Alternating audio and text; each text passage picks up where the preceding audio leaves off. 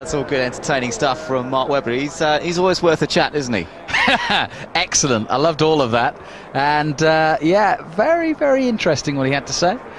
And but very cool guy, isn't he? Yeah. I mean, you know, he certainly knows how to talk the talk already in Formula One, and even Peter not understanding it. That's a very rare thing, Peter not understanding a little bit of what was going on inside that engine. But I'm glad he stopped him, because I don't know what he was talking about. No, that's right, absolutely. Well, Mark, as you said earlier, very comfortable in the whole environment, and I'm glad that he's talking to other teams.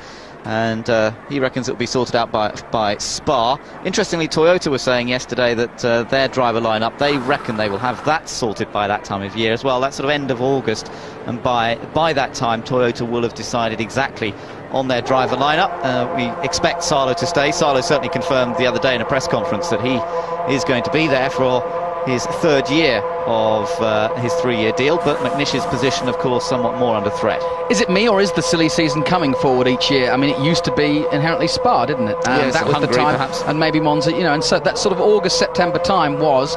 And I just wonder, you know, obviously we've been joking about 4:30, but I just wonder what that does to post-qualifying to a driver who may not get what he wants out of the decision this afternoon, or maybe a little bit perturbed by decisions made above his head, obviously, for the race ahead and the races following.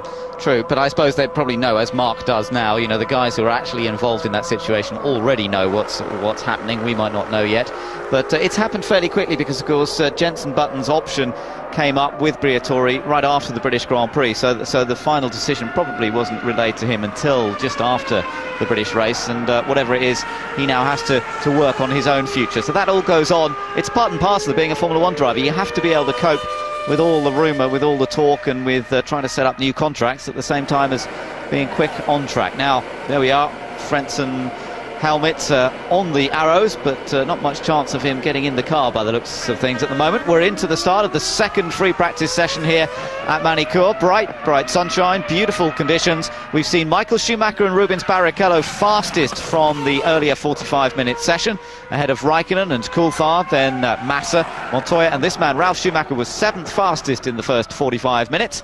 Now they've got to start working towards qualifying. Initially they'll still be running on used tyres, plenty of fuel on board, but as we get to the end of this 45 minutes they will be pumping the fuel out and putting in a few quick laps with a bit of luck. Yeah, and it's time to get that lap right now. Any problems that you've had in the past, any particular niggles out of corners or into corners, we mentioned into that 180, several drivers still having problems going in there. Estoril, obviously one of those finicky ones as well. You can actually tell a lot from Estoril about the difference in the style of the drivers, how they approach that, how much power they're putting down through there. The corner coming up just, well, one after this one. Yes, that's right. That's into the left-hander there, and you can just watch. Great overhead view of him turning into the right, and it just keeps going, and eventually you exit out onto the curb there. Huge G-forces and huge loading, sideways loading, of course it is there, that's being generated by the car and on the driver's neck, and then it's a fore and aft G-force here under heavy braking into the Adelaide hairpin. So your neck muscles need to be in good shape for the Manicourt circuit. But of course all these guys now well over halfway through the season are fully fit, no problems at all for them, and we're watching Ralph continue on around nice and tidy into the left-hander. Yeah, he seems to have got that right now, and we'll take a look at how he goes through Imola here and how quick he is through there, because that's another telling place on this track as to how quick your lap's going to be in and out of there and then into Châteauroux. Checkpoint is just as they turn into that corner, so that will give us a very clear indication of whether somebody's on a quick lap or not. And remember, if you take a look at the timing screen during either this session or qualifying, you're looking for those purple numbers to come up on the timing screen. The purple indicating that that is the fastest time either through that sector or indeed on an overall lap. Green on the timing screen means that it's a personal best, so you can always keep an eye on driver's progress on Sky Button 5, the data screen giving you the lap information as they come around each time and splitting the lap into those 3 vital sectors. What about a victory for Ralph this weekend? Obviously all the talk is of his brother, but obviously qualified well here last year, well, brilliantly last year, and obviously ran well as well, and it's obviously a track he has come to grips with very easily. Yeah, he does go well here, Ralph. I mean, he's had some decent results. He's had that second place last year. He was 5th year before. He's generally been in the points, except for the 1998 race, so it does seem to suit his style. And of course, he's 1 point behind his teammate in the championship. We were riding with Montoya at the moment. Montoya third in the points, Ralph currently fourth, just 1 point separating them, and good inter-team battle. It's good to have that little bit of edge between teammates, isn't it? It makes everybody push that bit harder, and I know that Patrick Head certainly likes that. Let's just watch Montoya here. No problem, flat this time. Down a couple of gears, and then back on the power, just working the steering a bit on the exit there, as he's right on the limit. Now this is where they're up to about 190, nearly 195 miles an hour. The current speed you see 303 kilometers per hour, so it's not the fastest that we've seen overall, but not far off it. Yeah, and Adelaide, as he just came out of, is one of the places they expect to overtake, but very tough corner that. Nürburgring through here, very quick. This is looking very good, very tidy so far. Now, see the revs drop down to about 8,000 in second gear. That's where you need the engine to be producing good low down torque on that drive out of the 180 degree. Through the chicane, neat and tidy. And Montoya not on a real charging lap, but just putting together a fairly quick and smooth lap here. Jacques Villeneuve is the car ahead of him. Watch out for Jacques flying through the chicane. No, he keeps it all sensibly on all four wheels this time. Still a little bit off that apex sometimes. Montoya just taking a lot of speed into that last corner. His fans up there in the grandstands just opposite the pits.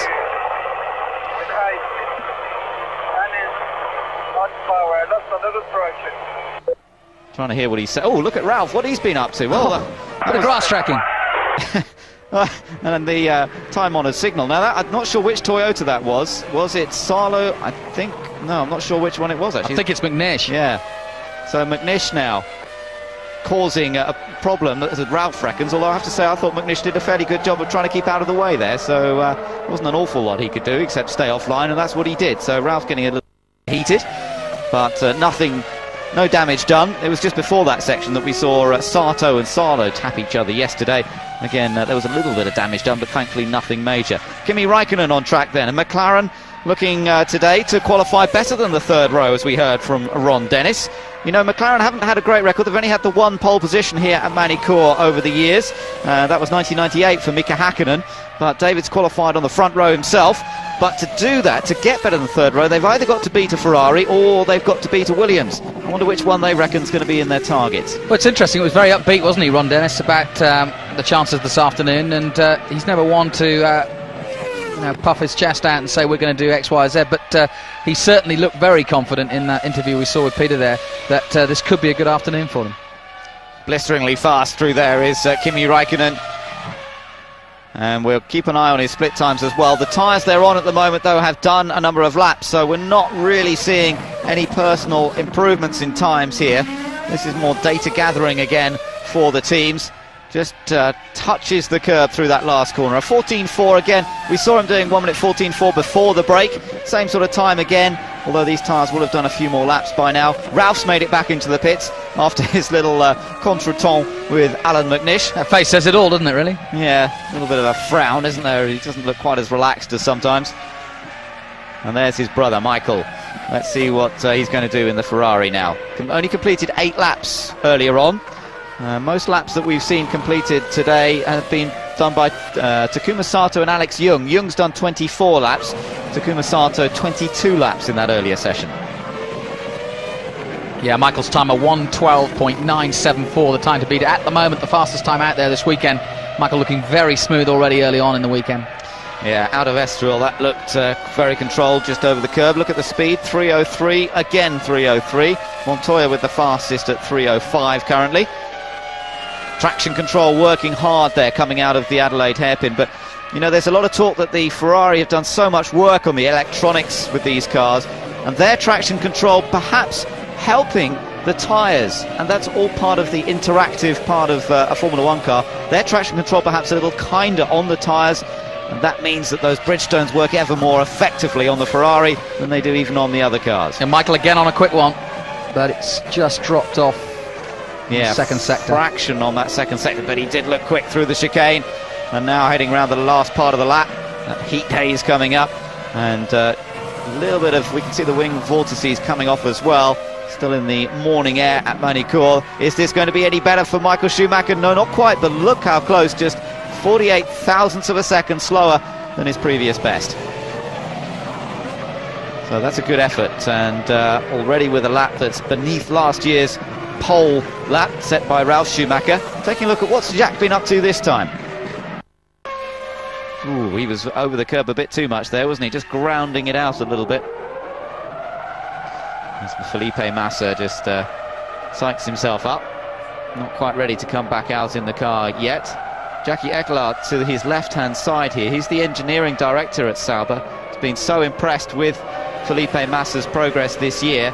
Says he's a little aggressive, and we know that, of course, watching the onboards yesterday, Jonathan. He was really fighting the steering, wasn't he? Jackie was saying that sometimes Felipe uses the best of the tyre a little early in the lap, so sometimes the tyre's still not at its best by the end of a qualifying lap. Yeah, you can reel in aggression though, you can't do it the other way, so I think most people who are training drivers would prefer that than not, because you can't put aggression into a driver if he doesn't have it already. Absolutely right. Now watch Coulthard. Yeah, that was tidy. 1.3 seconds down on the second intermediate. That's where I was saying that David Coulthard seems very quick out of it. He seems quicker on the power than anybody else coming out of there, and it gets him into here, and he's very smooth through here as well. Actually said yesterday, he's coming in now, but he said yesterday that that's where he felt they gained the most time, was that last sector, and he was actually very pleased with the way that they'd managed to make progress with the handling of the car through that last sector. And it is crucial. It's not very high speed there, but those last few corners, that's where you need the mechanical grip in the car, something of course that Niki Lauda said the Jaguar was lacking a bit. Well, that was noticeably where Montoya was slightly slower, was that last section in the quicker lap that he did earlier on, so obviously room to improve there for that team.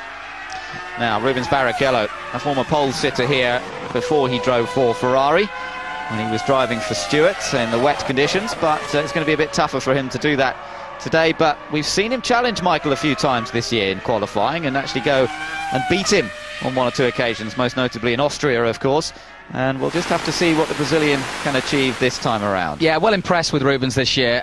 Pressure's got to be on, and always. Anybody who's Michael's teammate, it's got to be the toughest job in the world, as they say. But Rubens has handled it perhaps better than most, actually. He's doing, yeah, he's so relaxed this year. He seems to be so laid back with it all. Heidfeld, back end of the Sauber. Oh, it was moving around, but he kept his foot in, kept it under control.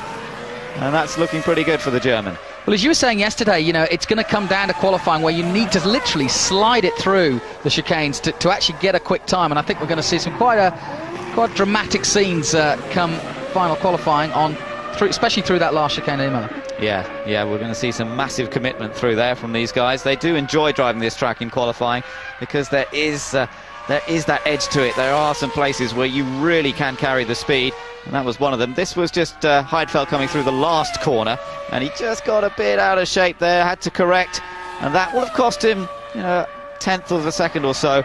In qualifying, that'll make a difference, but in qualifying he'll have new tyres on. It might not even break away like that at all. It is amazing how those last two corners really are telling. We've seen most of the problems there, and even I don't mean the chicane now, I'm talking about, let's say, the last corner of all.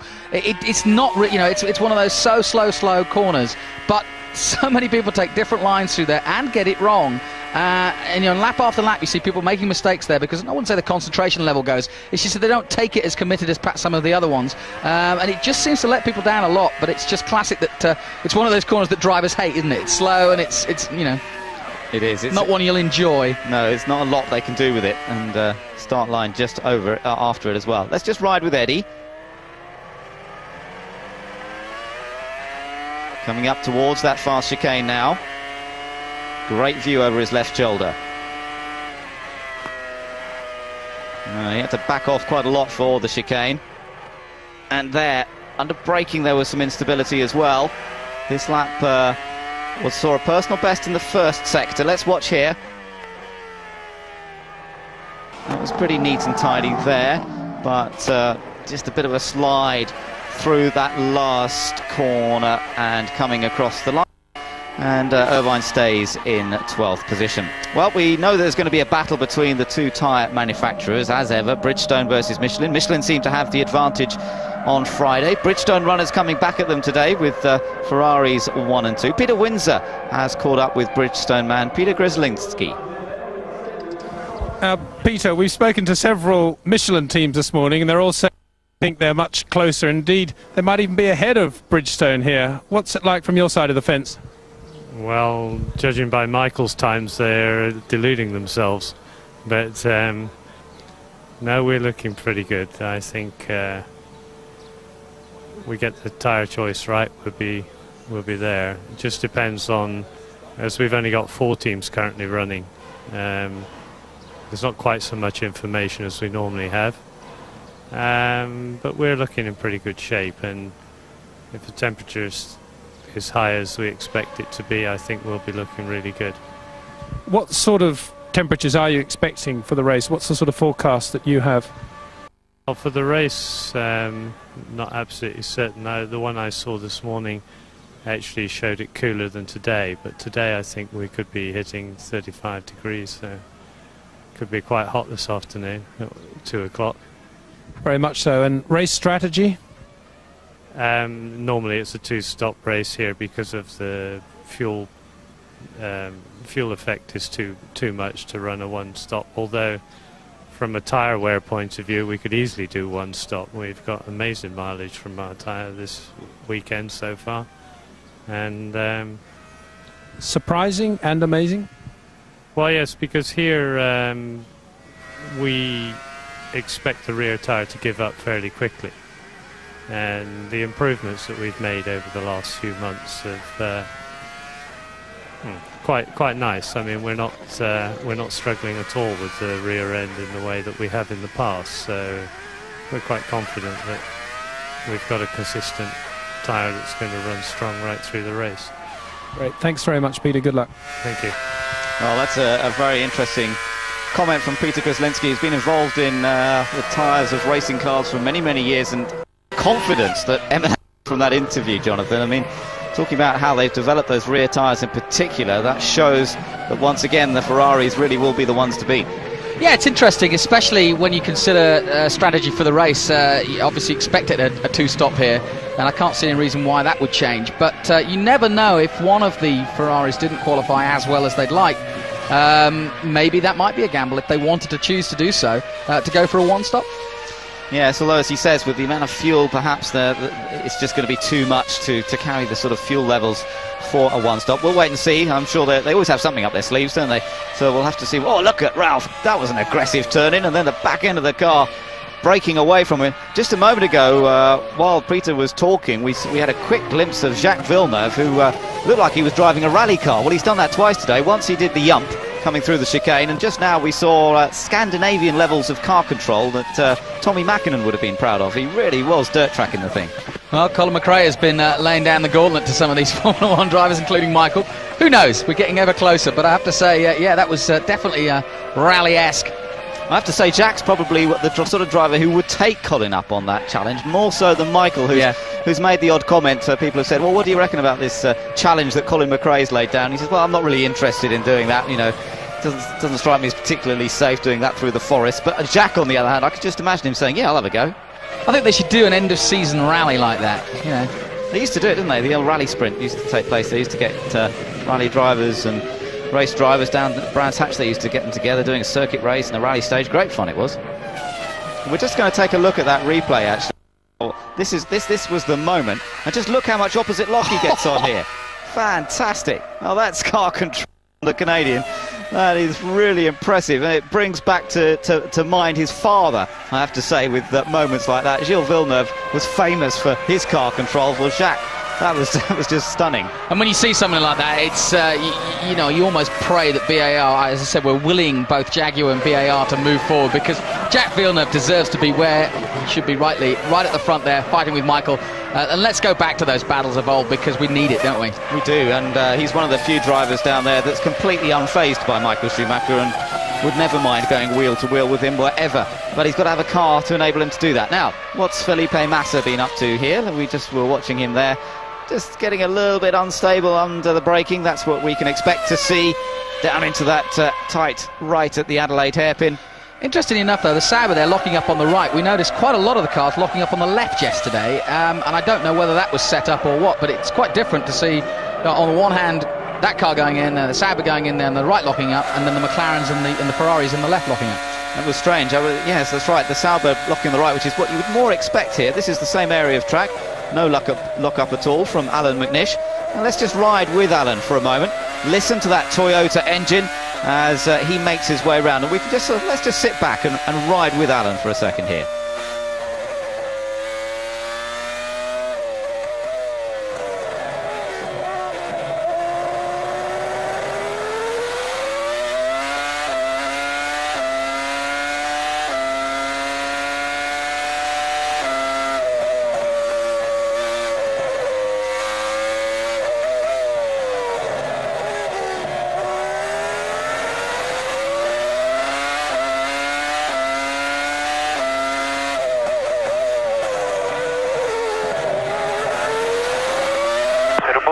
On bodywork.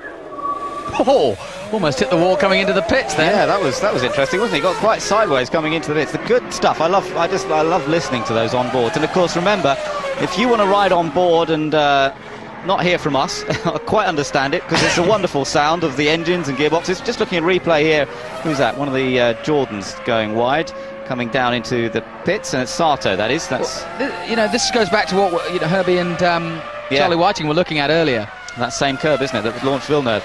Just to go back, though, if you want to ride on board, remember it's channel 6 on Sky Digital, so you can always just press the number 6 button on the remote, and that'll take you to the on-boards at any time through any of the sessions throughout the weekend. Back with Michael Schumacher, and this lap's not going to be another sort of lap record-breaking lap, but it's still consistent pace being shown by the Ferraris, and Michael ahead of Barrichello, first and second in this free practice so far, carrying a lot of speed once again through that section, and in fact so much speed through there that even Michael locks up the left front. Now accelerates out of there, looking good. Let's watch it. This is the bit I like to watch, the roller coaster dip. Again quick through there, but we'll see more drama come qualifying from Michael. Very tidy. Look at the small amounts of steering input that are going in from the world champion. And I think the biggest thing, Ben, I noticed straight off the bat, just watching the Toyotas we did with McNish there compared, let's say, to the Ferrari, is just how much quicker the Ferrari is out of the slower corners like 180 and Chateau d'Eau there. They were so much quicker, the Ferrari getting in and out of there, and the Toyota struggling a little bit. That's right, yeah. Looks as though he's maybe backing off just a little bit. Take a look at the replay. This is when he locked up coming into the left-hander. Watch that left front, see how it stops turning. And then it's quite hard with the carbon brakes on a Formula 1 car. It's actually very difficult for the driver to get off the brakes efficiently, to free it up, to let it rotate without losing all braking there. It's a difficult task. Michael Schumacher, of course, one of the best at it, as he is at everything else. David Coulthard on track now and making his way around. We've just got 22 and a half minutes to go in this session as we build towards qualifying. Quite an aggressive turn in there from Rubens Barrichello, and he is up on the split time by just 18 thousandths. So this is a quick one from Barrichello. Let's see how quick he is through here. Very smooth, nicely. Now, this is where he had problems in yesterday's session. Yeah. And he's still not he just doesn't look as smooth as Michael through there, does he? Not quite as neat and tidy, is he, on the way in? Trying to carry a lot of speed. Now, let's listen to him here.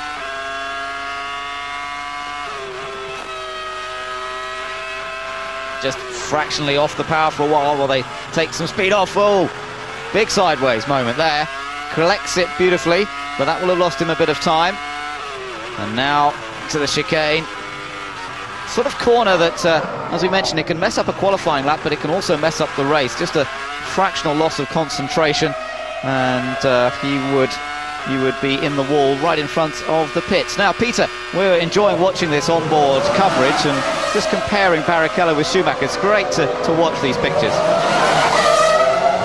Yes, I think it's very interesting in that left-hander, which is a tightening radius corner, and they're braking as they turn. I think that's one of the corners of the year where there is a difference between Michael and Rubens, because Rubens still does brake with his right foot.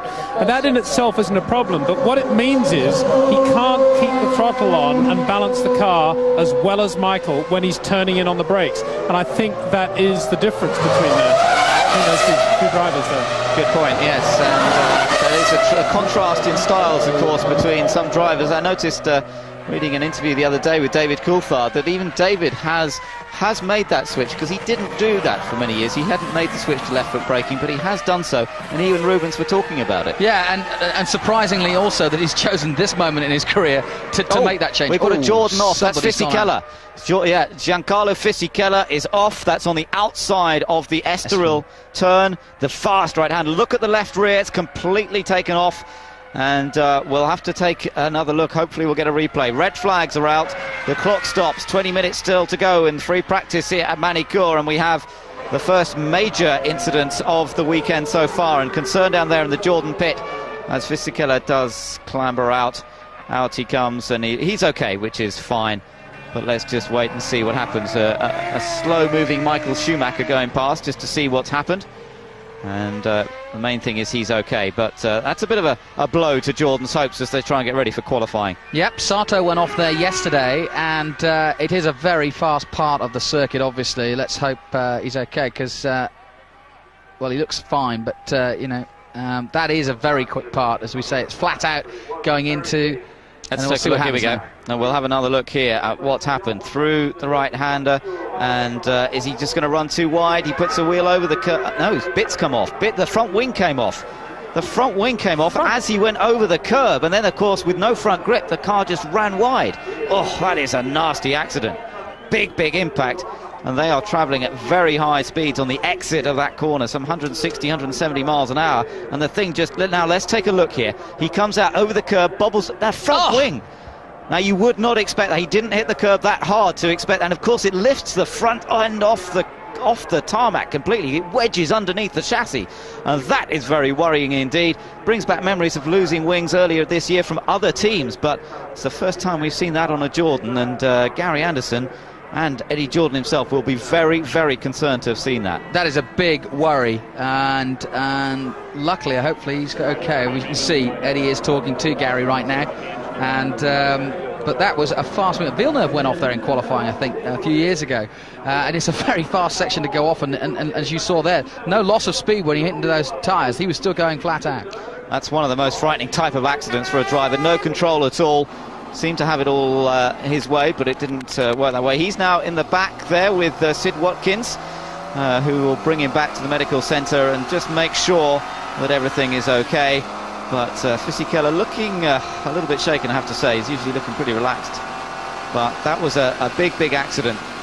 Not missing any angles. No, that's right. We've got cameras wherever you want them. Absolutely. Doesn't matter where you need your camera. We are right there with you. I'm going to say that they're not going slow. Poor old Fizz, he's hanging on there. It's not easy at the back of the Mercedes, is it? Sid's got a bit more ballast so he can hang on. In the back of the medical car, being brought back to the pits. And he's got a smile on his face now as they're heading on around. Look at the mess that is the Jordan as it's pulled out of the tyres. It's completely wiped out the left-hand side, ripped the side pod off, the front end obviously as well. Again, testament to the strength of these cars now. And, you know, the crash testing that these chassis have to go through, that sort of accident, a perfect example of how the cars then stand up to that impact. Well, also now we have to start thinking about qualifying and Jordan's thoughts for that in terms of how they're going to get set up for that. Obviously, we know that they're going to put these new engines in, but will they have enough time, I would have thought, to get sorted? I would have thought so. Yeah, I would imagine they will. Of course, they've got the spare car, but he's not allowed to run that in this session, but he would be allowed to run it in the qualifying session. But at the moment, we believe the spare car is set up for Takuma Sato, so that's going to give the guys a little bit of work to do in terms of preparing it for the Italian instead. I can't see him running the rest. He's got to obviously have a medical checkup, and so I can't see him running the rest of the 20 minutes of this session. But I would have thought it wouldn't be very hard to set up the spare car for him instead. So he's back to the medical centre. They'll check him over and make sure he's okay after that very heavy impact. Some concern from the Jordan engineers. He says, gives a quick wave. I'm okay, no problem. It's the car that you've got to worry about. And, well, they're already on to that. They're already getting the spare car prepared for him for later on. Take another look at this. And the speed he's carrying through here. You can see how the car's tracking through, neat and tidy. Just taps, he runs over the curb, and then it just comes straight off. But that's not a heavy curb, that one. It's not a really severe curb. Bang! Into the tyres. I just wonder whether he's made contact anywhere else with that front wing, or very difficult. They do run the cars very low here at Manicourt because it is a smooth track, and then it just didn't seem to touch the curb, did it? It just broke. Definitely. Well, I don't think there was anything to do with the curb there. I mean, as I said, it's a smooth one, and as you said, they are running them low because it's a smooth track. But that seemed to break on its own volition then. It did. And then look, it's still wedged under there. And that's the scary part, is this bit here. Look at the impact there. I mean, the tyre, he's almost at the end of that tyre barrier, but I have to say the tyre barrier actually did a fantastic job of absorbing the energy.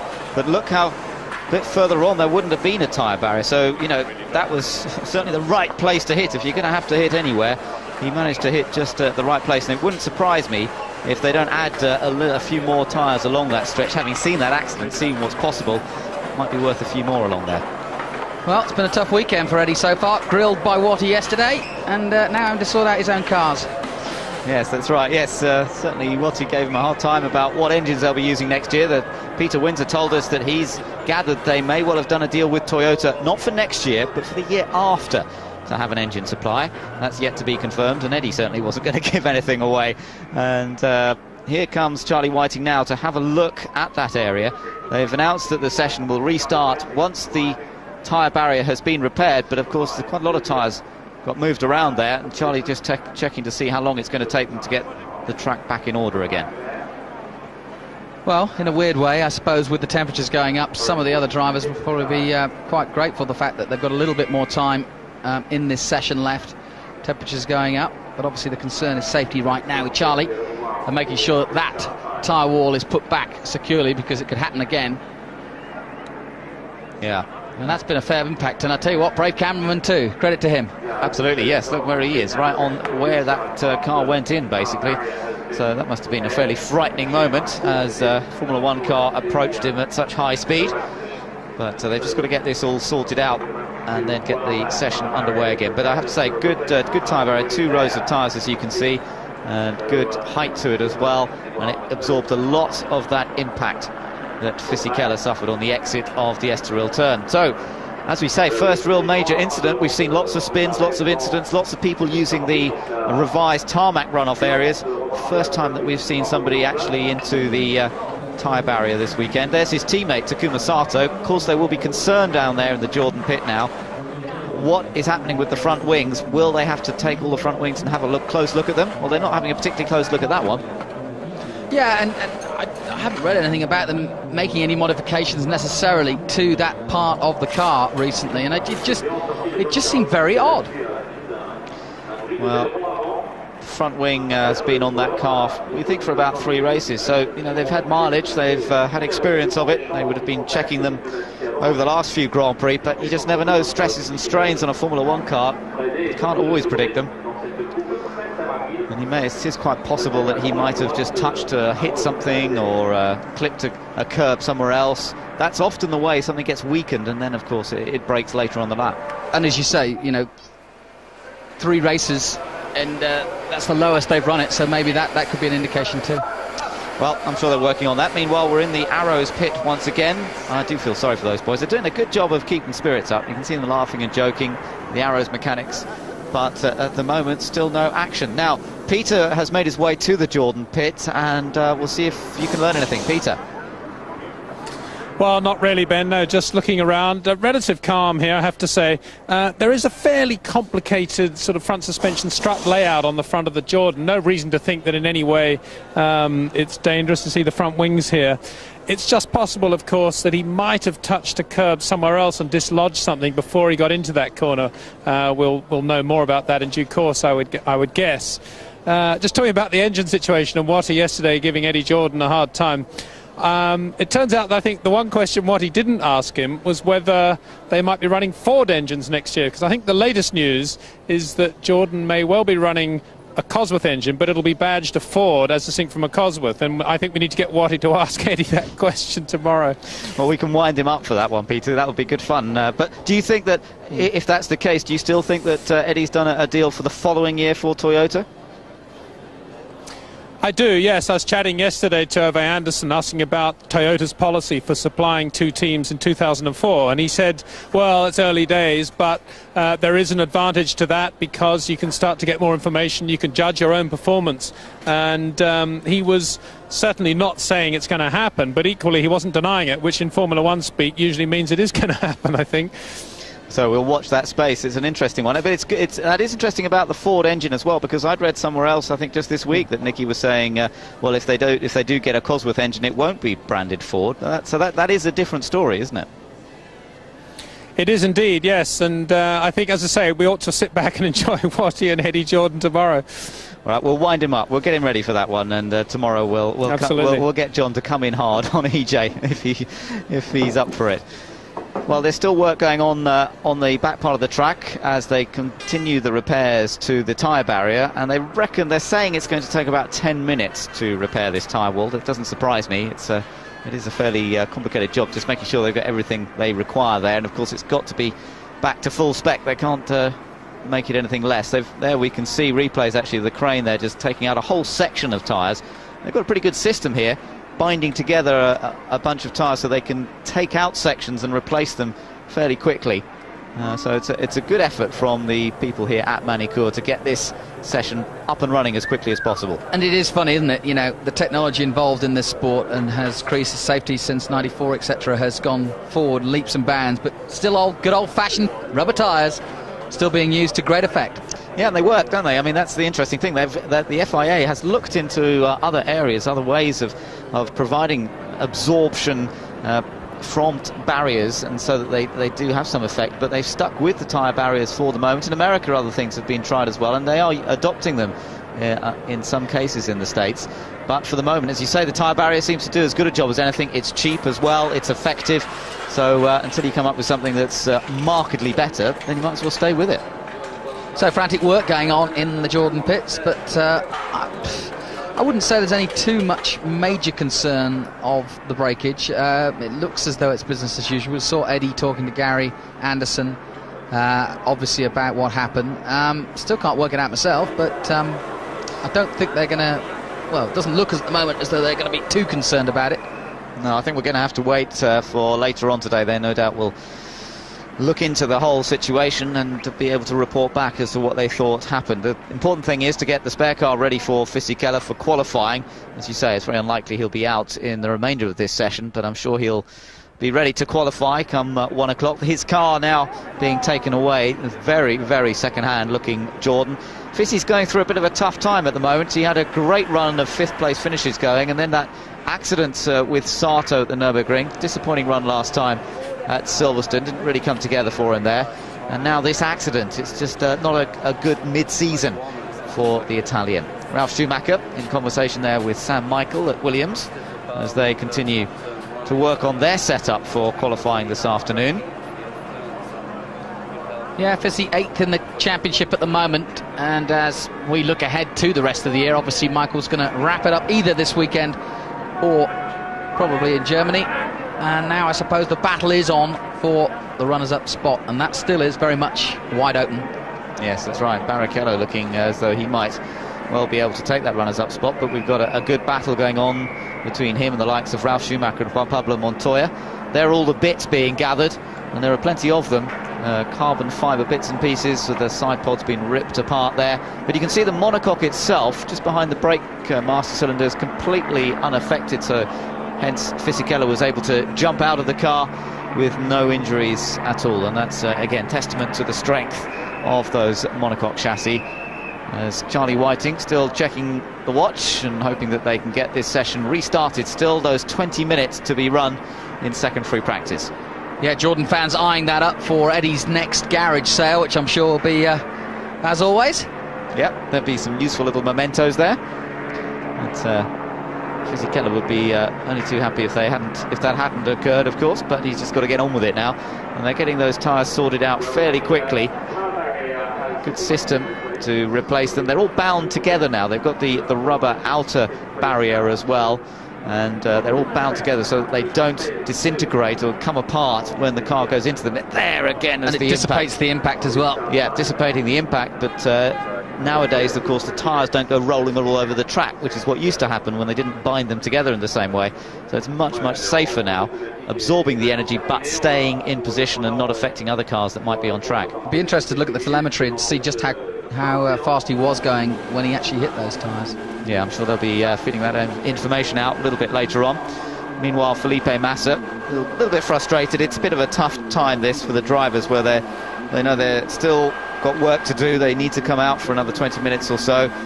And it also means there's going to be less time for the teams prepared for qualifying this afternoon. And for those teams that are changing engines, then they may well decide not to come out in the remainder, because they may just need that time to get those engine changes made. Less time for the teams, but what about Arrows? More time for them, possibly, to actually get out on the track. That's still a no-show so far. The quiver, but no Arrows. Absolutely. Well, it's a great shame, isn't it?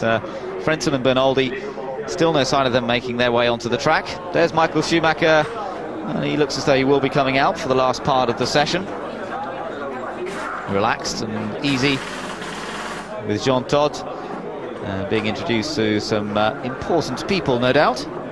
Todt, who made his start with the Ferrari team back in 1993 here at Manicourt. Look at those tyre marks, they're pretty impressive. Yeah, pretty much a straight line, as we said, and there was just nothing. He was a passenger as soon as that front wing went underneath him.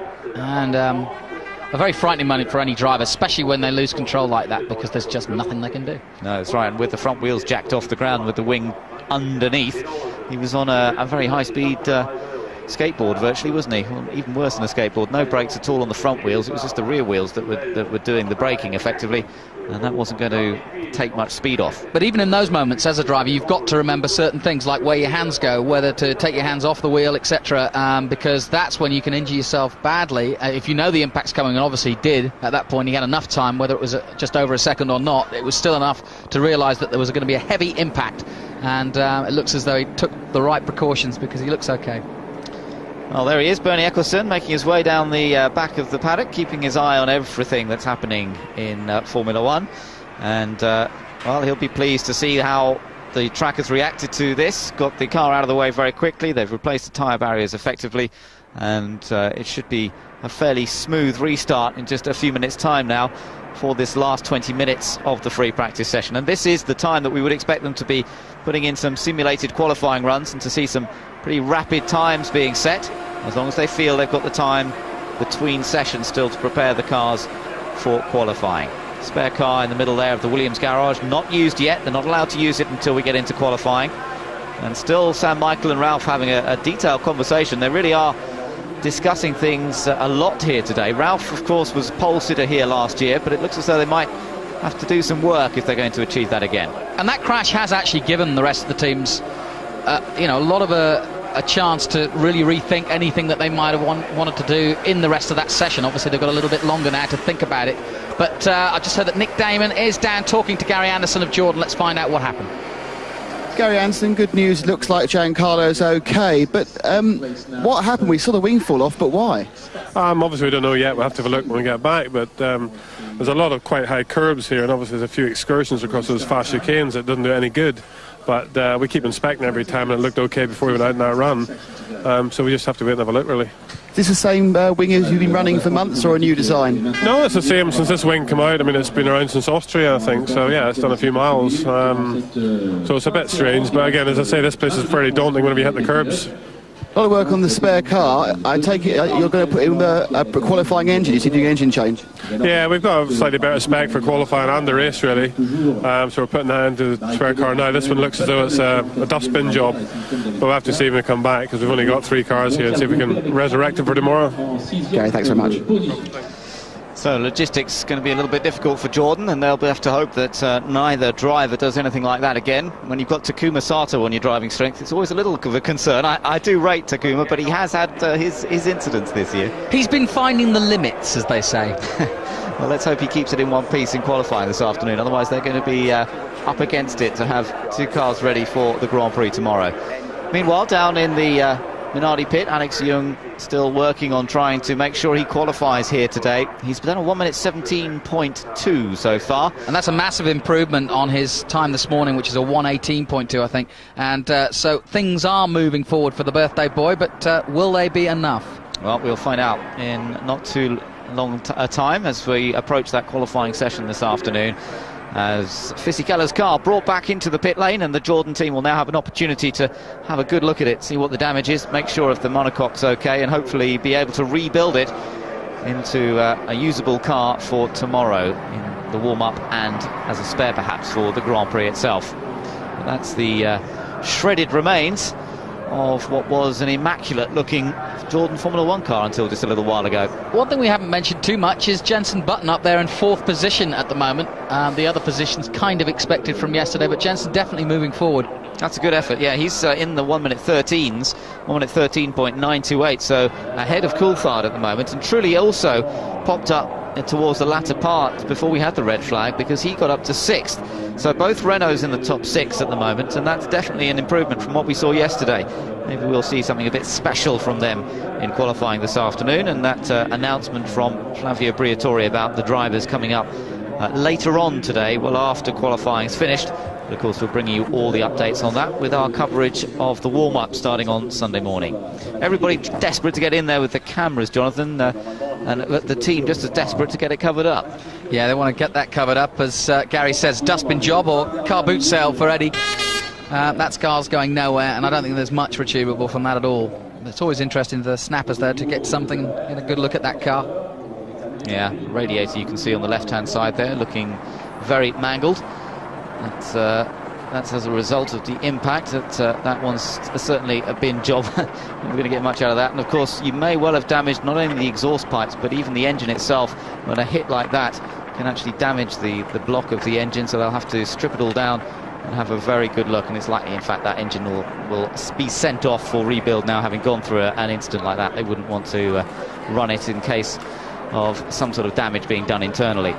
So they've actually got that was the car being brought out. I just wanted it to look like they had a stretcher there as well. Yeah, it did, didn't it? Cameras were looking through the... we couldn't tell who it was, obviously, but... whether that is Giancarlo, although he looked perfectly okay when he went into the medical centre.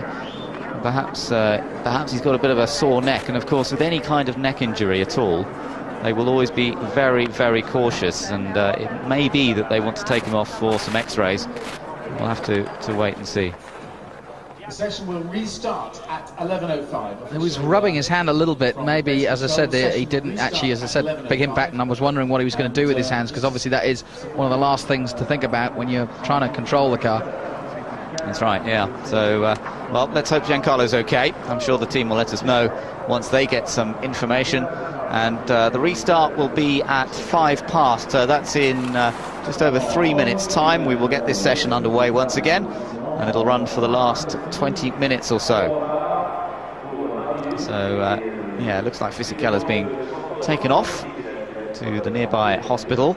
Of course, medical facilities at the track are very complete, but sometimes it's important to take them elsewhere. And we gather, in fact, that he's just being taken off to the hospital for a few scans, and that basically he's okay, but they just want to make some checks just to make sure that everything is as it should be, which is sensible after an impact that heavy. Yeah, Nevers not that far away. It looks as though, you know, by the way they're getting him to a helicopter, he's got on some long journey. He's not at all. It's only down the road, and it's just a quicker way to get him there.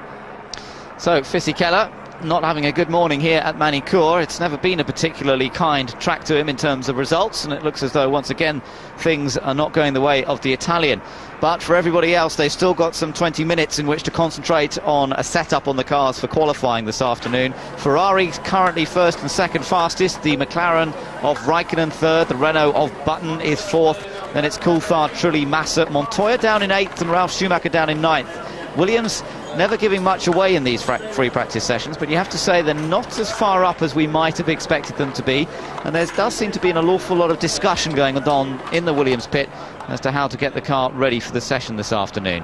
Behind the Williamses, we're looking at Takuma Sato 10th fastest, ahead of Nick Heidfeld. De La Rosa was 12th fastest before the red flags came out in this session. Then Olivier Panis 13th, ahead of Fisikella.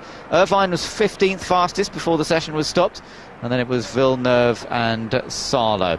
Now, Nick Damon has managed to catch up with Fisikella's manager, so we might be able to find a bit more about his condition. What is the problem with Giancarlo? He had a shunt, you see on the television. Oh, he's fine, he's all right. And now we're going to the Nevers hospital to make a scan to be 100% sure that is okay. And if he's okay, be back in time for qualifying? Oh, now let's see what the hospital says. Thank you. So, well, let's hope he does make it back, but we'll just have to wait and see for this afternoon. As we're just about to see the session restart. The track will open just a few seconds' time, and the clock at the top of the screen will continue the countdown towards the end of free practice. Yeah, Ben, going back to Williams for a second, and you mentioned where they were not as high up as perhaps they'd expect. Montoya in 8th and Ralph in 9th, and they were complaining yesterday that the balance of the car wasn't right, and I think that's probably what they've discovered again this morning when we were seeing the onboard pictures. There were certainly corners where they just definitely were not as smoothly, getting through as smoothly as the others were, and I think that may be still the problem. Well, we shall find out, no doubt. David Coulthard currently 5th fastest, and looking to try and beat the Williams perhaps on this occasion. Alexander Wurz on the right-hand side there, Mariulian on the far side, Norbert Haug nearest us. So Wurz looking for a full-time Grand Prix seat next year, has been connected with a number of different teams, most notably, I suppose, Toyota. Yeah, how much does he want to get back in a car? Very much so, yes. But he's been offered I think a pretty well-paid contract to stay at McLaren as their test driver, or third driver, I should say. They do rate him, there's no doubt about it, but of course he wants to be in Grand Prix, he doesn't want to be just testing. It's a double-edged sword, isn't it? You know, the test driver for McLaren doesn't get much better. Coulthard, well, you know, it's a really tough one. I can't see Coulthard going anywhere until he's good and done with it all. Hakkinen has pretty much decided he isn't coming back. But as I said, a double-edged sword with these youngsters coming through and literally vying for position in the top teams. He doesn't want to be out for too long, does he? No, he doesn't, and that's always the tough one. As you say, you get the youngsters coming through, they've got the momentum behind them, and Wurz may then get forgotten, so he's desperately trying to get a seat organised for next year. The track reopens though, and on track we see Eddie Irvine in the Jaguar. Currently Irvine down in 15th position. And it looks as though Ferrari preparing to come back out again on a pretty good set of tyres. I'm not sure if they're brand new, but they don't look as though they've done many laps at all. Schumacher coming back out, and now we should begin to see some pretty rapid times being set. Already we're beneath last year's pole record, which was set by Ralf Schumacher at a 1 minute 12.989. It's at 1 minute 12.974 already today, so pole position surely is going to be at least a second faster than it was last year, and it's just a question of how much more speed they can get out of a new set of tyres. Oh, Alex is off. Well, Alex Young already early on in this session realises he needs to go for it, but he is now at least in a qualifying position. That's good news for him. He is for the moment, until they all start going faster at the top end. Yeah, exactly. So he's got to be careful, but that's a good sign for Alex, and let's hope that he can stay in the equation this time. This is a replay. Let's see where he went off. It was up at the Imola chicane, and actually coming out of that and into the Chateau d'Eau, the right-hander, and he braked a little too late, carried a bit too much speed. He was able to just straight line it, get back on, no major problems. Now there's Eddie Irvine, that car now looking to be travelling that little quicker. Let's see, but on the split it's a long way down at the moment, so presumably he's on reasonably worn tyres. You can see actually that right front looks... Oh, and he goes straight on. No grip at all. Well, how about that, Eddie? So I decided to come in, he says. That's enough. Had enough of that. I think it's time we put some new tyres on this machine. Might generate a little more grip. Jenson Button, 4th fastest at the moment, remember. A little down on this split, so I don't think he's going to improve on it this time around. But once again, faster than his teammate. So Button quicker than Trulli. And won't it be ironic if he does get dropped from the Renault team, when he's certainly been matching Trulli pretty closely throughout the season. Trulli having the slight advantage when it comes to the qualifying battle. 7-3 it has been to Jarno Trulli, but Button's put in some good race performances this year. News from the Arrows pit down in pit lane. Yeah, that Frenson's getting his suit on, and Arrows could be coming out. Maybe that delay, after all, has given them enough time to sort out negotiations for the team to move forward, as it looks as though Michael's gone awry again. Michael's had a little spin, and oops, what's he done now? Has he still kept it running? Should have hopefully kept it running, or has he not? Well, it's causing great amusement to the crowd, that's for sure. Well, he's getting it out of the way of everybody else. Just about. Yeah. as they come around the Adelaide hairpin, getting a good reception, and he's still running, and off he goes again, so no problems for Michael. Rejoins the fray. I was just looking, that first split that he did was quick, but not the quickest he's done so far. But he still obviously managed to brake too late. Let's take a look. Yeah, heading down. Which wheel does he lock up? Doesn't lock up any. The back end breaks away. So that's an interesting one. Yeah, not expected at all, that one.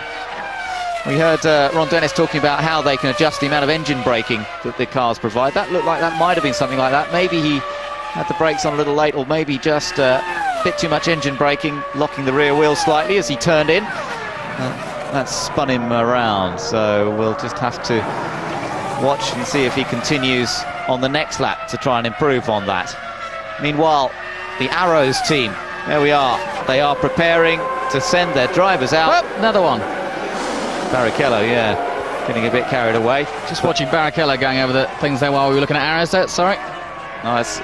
Obviously the two Ferrari drivers attacking a bit, and maybe, you know, we've had this interval, track temperatures change, and this is typical of Manicourt. You go out there and then you sit around for 20 minutes or so, and the track's changed, and it does that because of the change in temperature. It really is a very strange circuit in that respect. Ralf Schumacher on track, but Arrows preparing as Frentzen and Benoldi hopefully will be on track for the closing moments of this session. Well, that is great news, and just great news for the drivers, really, because I know how frustrating it must be for them. That would be probably, well, and for all the team and everybody at home in the UK as well, from the team who've been working, and they came very late out here.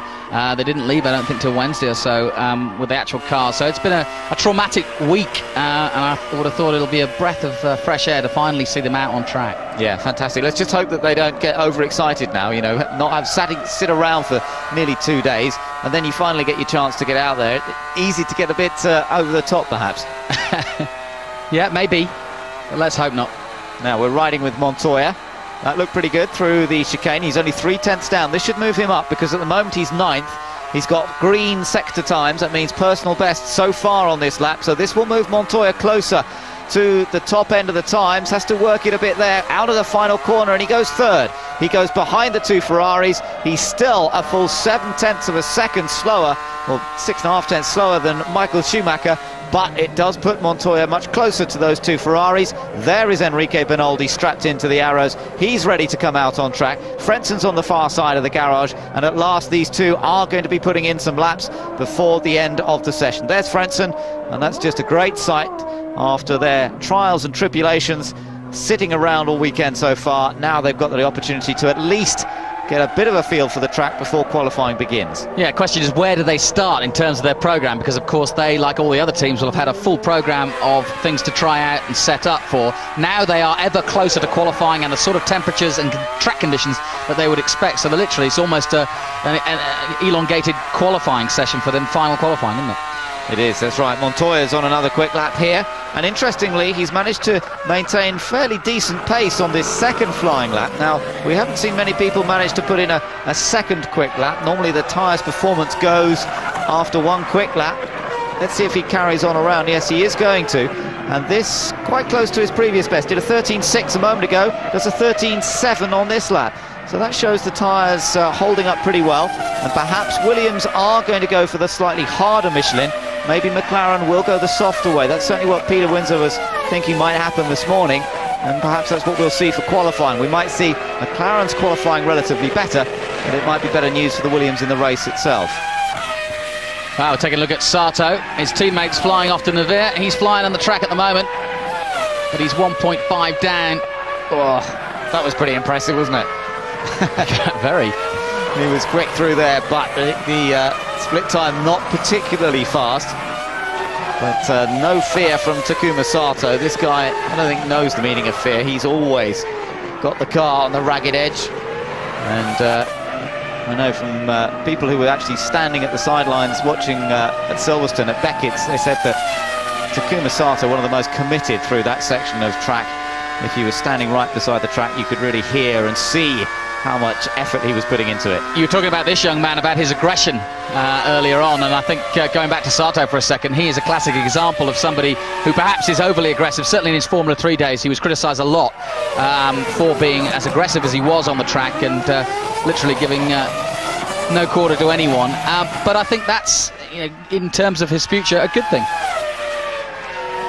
Felipe Massa just going a bit wide on that last one, but he actually had a very good first split time, one of the fastest so far, so it's a shame because he's rather blown this lap probably. You can get back a little bit even if you go wide into the Adelaide hairpin, but I think this will affect his lap. It could have been a really good one, and you can see he's lost a lot on the second sector as a result of going wide. Yeah, almost 2 seconds. Now up to the last parts, a little bit of understeer through there. The front of the car didn't want to get right tight into the curb on the inside, as you could see. And now into the last bit. He does like using that curb on the left, just bounces over it and brings it round to complete the lap. That's a 14.7, no improvement for him on that lap, and most of the time lost in that middle sector when he ran wide at the hair. Just over 10 minutes to go then in morning free practice here at Manicourt, and the build up to qualifying continues. Felipe Massa finds himself 9th fastest. As we take a look back, this was where he went wide. He was coming in behind Sato and just carried a bit too much speed in, had to run right out to the white line, get on the slippery stuff, couldn't get traction off the corner, and that really would have slowed him down. Ralf Schumacher just moving up to 5th place overall. So that's a good improvement for the second Williams driver. We've got the 2 Ferraris, then we've got the Williams of Montoya, and then the McLaren of Raikkonen. Then we've got Ralf 5th, Button 6th, Coulthard 7th, then Trulli 8th, Felipe Massa 9th, and Takuma Sato currently 10th. And here we go, yes, at last the 2 arrows are coming out of the pit garage. Well, there we go, one of the most exciting things we've seen all weekend. Yes, it's a bit frightening, isn't it? But no, it's great news indeed. And as I said, the history of this team, boy, have they got over some trials and tribulations. Damon Hill will tell you all about that, but yeah, it's great to see them out there. Well, at last they're on track. I don't know if they have to go out and do an installation lap first, presumably they do, or whether they'll be allowed to sort of be able to go out and do a couple of flying laps. We'll wait and see. They've only got 9 minutes to go, so very, very limited. And the 2 of them running together for the moment and getting a big reception from the crowd. Oh, Frentzen just cutting in there and just taking it very slowly as he came out of the hairpin. Quite sure what that was all about. But Bridgestone have another one of their teams on track, having had a rather reduced number of cars being fielded from their point of view. They've now got their 2 arrows on track as well. Here's Panis, and Olivier had a second down on Michael Schumacher's time so far, but that was his personal best time through that middle sector, so this could improve him from 13th position. Well, I hope Arrows do get a chance, because they're going to do an installation. I hope they do get a chance to actually at least to have a go at a proper fast lap. Panis moves up a couple of places there, up to 11th place in the BAR Honda, and his wife Anne in the background there, keeping a close eye on his progress as they hope for another set of points to be gathered from the French Grand Prix. Work going on there at the Jordan pit, very close inspection of the front wing, as you would expect after what happened to Fisichella's car. Yeah, and interesting, just literally with a marker pen, just putting the points of where the actual front wing did break off. A strange situation. Here come the Arrows, having done that installation lap. Now, is that it? Do you think they're going to be allowed out to do any more? They will always tend to bring them in and have a look around the car, but of course with only 7.5 minutes to go, normally it would take them about 3 or 4 minutes to check the car over and make sure that everything's okay. We're trying to listen to Heinz Harold here. But the diff is quite what? Seems like the diff is quite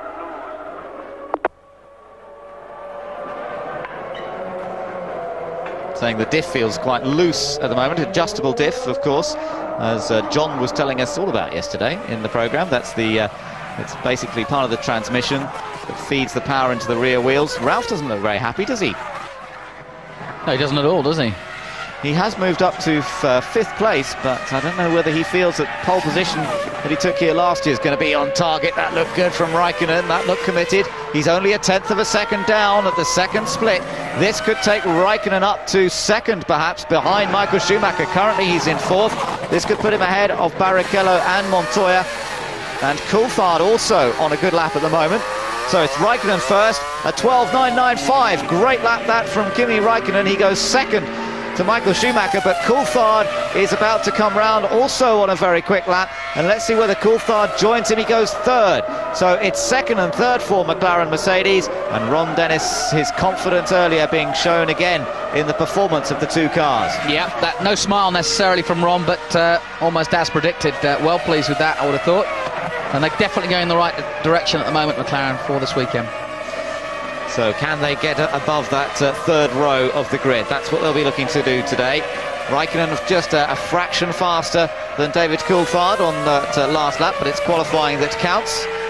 Barrichello taking it fairly steady at the moment, and it doesn't look like Arrows are going to be doing any more, because if they were going to send him out again for within the last 6 minutes, he would be sitting in the car, and he's not. He's out, so maybe that's it. Maybe it was just that appearance is all we're going to see. Will we see them back out later on? That, you know, that's got to be more frustrating. I was about to say, that's the ultimate tease, isn't it? How must that feel? You get out, you do your installation lap. Even at those speeds, he's saying, well, there's this and that, and that's not quite right. And then he has to get out of the car, and they can't even work on it. Irvine moving fast on track at the moment. He's just put his two fastest two sectors early on, currently in 15th position. See how he finishes this lap off. Yeah, just coming through the last bits. Here we go, over the curb, pop it over there. Irvine's had some good qualifying places here in the past. Qualified 6th here a couple of years ago, and he goes 8th fastest, so that is a good improvement for Irvine. Teammate De La Rosa currently on a quickish lap as well, down in 14th at the moment, and we'll see whether the second Jag moves up the order as the team members desperate to see some improvement in performance here today. And De La Rosa up to 11th, so there is an improvement there for the second Jag. And that does bode well for qualifying, because the temperatures are the conditions are not far off what we're going to see. What amount of work going on the steering wheel there from Takuma Sato, really seesawing at the wheel. He stays down in 13th position at the moment, although he had a good mid-sector time. Now watch him here. Well, he's slowed it down a bit now, in fact. This was what I was talking about. Just watch him through here. He was fighting the steering through here. We can't see his hands at this point, but you can see the front wheels working pretty hard. Sliding one way, then sliding the other. Lots of correction there. You can see the front wheels correcting and then back in line again. And he's certainly energetic on the latter part of the lap. I said there was lots of... But, yeah, so that's the time lost. But the good thing is I had a Toyota in front of the back straight, so I probably made up for it in a straight line. Braking for the hairpin, I can still brake later. The problem was I had the Toyota in front of me there. He was, he was braking a little bit later so I could get past it with the apex. But when you're behind a car, you don't brake as late as you want to. The first chicane was a big cock-up, really. With fifth gear, I had a lot of oversteer on the way in. But the other high-speed corner was very neutral but good. Low speed is slightly understeer, but the balance is the best we've had it this weekend so far. Well, lots of feedback from Jenson Button on the team radio. And as they work towards qualifying, it's important that he relays that information as accurately as possible, and that's what he's doing. So Button's fairly happy, 5th fastest at the moment, only 3 minutes to go, and they are looking to be sending Ralf Schumacher back out. Here's Raikkonen, no quicker on this lap, so he's kept on the same set of tyres, I would think, 1.2 seconds off, but he is 2nd fastest, remember, to Michael Schumacher. McLaren's looking very good here this weekend. Jacques Villeneuve on a lap, 1.3 down at the moment, but remember, he's way down in 16th position. No personal bests coming up on the timing screen, so I don't think this will be any particular improvement for the Canadian. Yeah, Panis just ahead of him in 14th position. Remember trying out that new engine and not really overly impressive. So here we go. Villeneuve stays in 16th place, just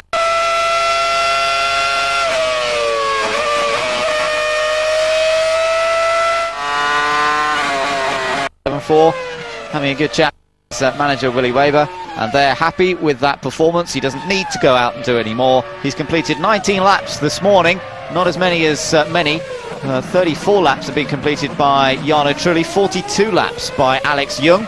But you're riding with Montoya, and he's attacking here, currently down in 6th place, but no quick times being shown here, so I don't think they've put a new set of tyres onto this Williams. He's going to save it all up for qualifying later on. A little bit smoother out of that last corner than he has been in the past. 1:14.096. Now, who else is on track at the moment? Coulthard has just gone out as well. Ralf Schumacher's about to come round to go on to a flying lap. And Willy Weber was greeting Michael Schumacher a few moments ago. And delighted with the performance that he's showing once again here today as he looks towards his 5th world title. Montoya getting it a bit out of shape down into the hairpin. So that's not going to make that lap any better.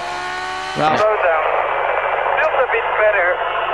It seems the damping is a bit hard, but I think we need to. The spring is a good thing, but the damping is so stiff. So still. Okay, copy that. Still you might playing. just make another lap, but you won't get a time lap. You won't get a time lap. Still playing with springs and dampers, and that's interesting at this fairly late stage to still be. 45 seconds, Juan. So you'll make it through easily. Still obviously working on suspension setup. The time lap if he wants to, Tony. Make the time lap, Juan. You will make the time lap. Yeah, obviously still trying to sort out a few things and like you say, late on really. It is, yeah, and they still need to sort out the damping. He says still a bit stiff on the damping, so they can work on that. That's a fairly easy adjustment, but changing springs takes that a little bit longer, of course. Coulthard on track, and that looks very quick, very committed coming out of Estoril. The car just moving around a little bit, building up to maximum speed. The checkered flag's about to come out, but he's crossed the line before the checkered came out, so he'll get the flying lap in here. And there at the first split, 0.2 of a second down on Michael Schumacher's best so far. Remember, David himself some 0.3 off Michael's time with his own best, and we'll just wait to see. Good time here from Montoya, only 36,000 slower than Michael Schumacher's time. We know these tyres have done at least a couple of laps. Now into the left-hander. See if he keeps it tidy. Yeah, that's pretty good. Gets on the power here, a little bit of traction control. Now, watch him through the chicane. This is the fun bit.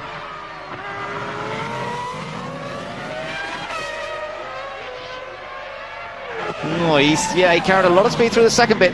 He's coming in. Yeah. He actually didn't get that quite right. Seemed to back off in the middle section of the chicane, and he's now heading back into the pit. So, we've seen. We've seen Michael Schumacher fastest this morning, Kimi Raikkonen second, Coulthard third. A real opportunity come qualifying for the McLarens to be able to do something special. Will they be able to beat Williams? It's got to be open to question. So I hope you can join us for all our coverage of the qualifying session coming up just a little bit later on. It's all to play for here at Manicourt. There you go. Alex Young is 26 today. All he wants for his birthday is to qualify for the French Grand Prix. And you can see if he does if you join us in an hour for qualifying. And we'll also update you on Giancarlo Fisichella's health. A reminder that warm-up tomorrow is at 8 a.m. and then I'll build up to the